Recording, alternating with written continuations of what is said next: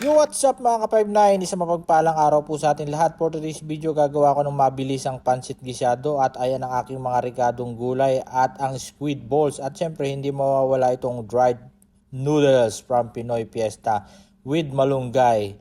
So ayan, painit muna tayo ng mantika para magsimula na tayo maggisa ng ating mga ricado. At sisimulan nga natin dito sa squid balls.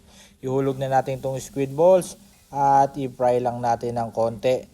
Pero syempre mas masarap yan pag fry na fry dahil hindi naman yan ninipis dahil ibang texture ng squid balls. Uy, may pa-texture pambugoy. At after nyan, syempre dito na rin ako magigisa ng aking sibuyas at bawang para talagang lumabas ang lasa ng squid ball. Dahil yan lang ang aking sahog sa aking pansit gisado, ang squid ball. Dahil sasamahan ko sana yan ng puso ng manok o atay balon-balonan ng manok. Ang kaso hindi na ako nakabili dahil anong oras na. Baka nga maalanganin ako sa oras dahil pang umaga nga ang aking duty dyan. Kaya minadali ko na talaga magluto ng aking pansit gisado. Dahil dito bilang isang OFW wala naman ibang magluluto ng pagkain mo. Kung hindi kayo nakakitering, kailangan mo magluto ng para sa sarili mo.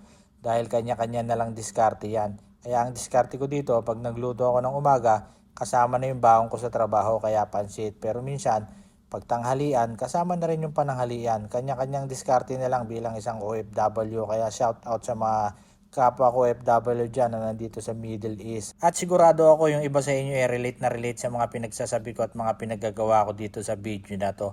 At kung hindi naman kayo nakakaranas ng ganito, napakapalad ninyo kung nasa mabuti kayong accommodation. Meron kayong tagapagluto ng pagkain ninyo, umaga, araw at gabi, at kung minsan meron pa kayong tagalaba, napakapalad ninyo. Nasabi ko nga yan dahil sa tagal ko na rin dito sa Middle East, marami na rin akong nalaman sa pamamalakad ng mga iba-ibang kumpanya rito.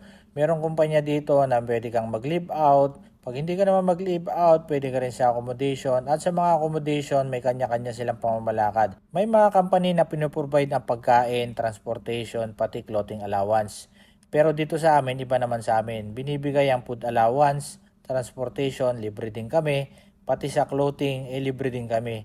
Kasi yearly, binibigyan kami ng uniform sa trabaho, pinapalitan ng aming uniform, pati jacket pag araw ng taglamig. O diba, napakaganda ng aming company. Shout out sa Nespa Security. At meron din naman mga company na pwede kang mag-live out. Usually sa mga live out, ibinibigay lahat. Ibinibigay ang accommodation allowance, transportation allowance, at food allowance. So lahat ibibigay sa iyo, sa madalit sabi, pera ibibigay sa iyo at bahala ka na sa buhay mo. Siyempre hindi naman ganon. Covered ka pa rin ng insurance. May insurance pa rin lahat ng OFW rito. So nasa sayo na lang yan kung paano mo gamitin yung pera na ibibigay sa'yo, basta gampanan mo yung trabaho mo.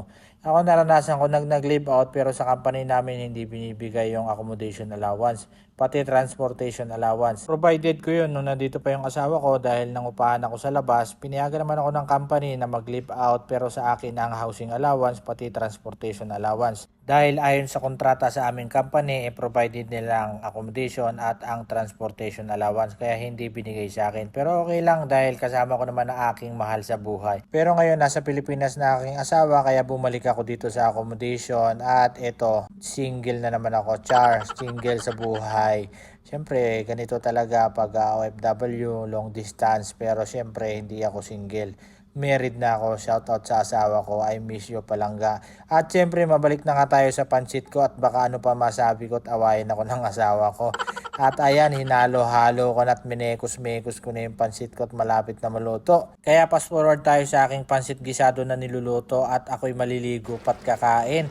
At maayos ko na rin ang aking baon at tignan nyo naman ang aking simple pansit gisado. Napakasimple lang, napakasarap. Kaya mga 5-9, kain po tayo. Kaya bye-bye!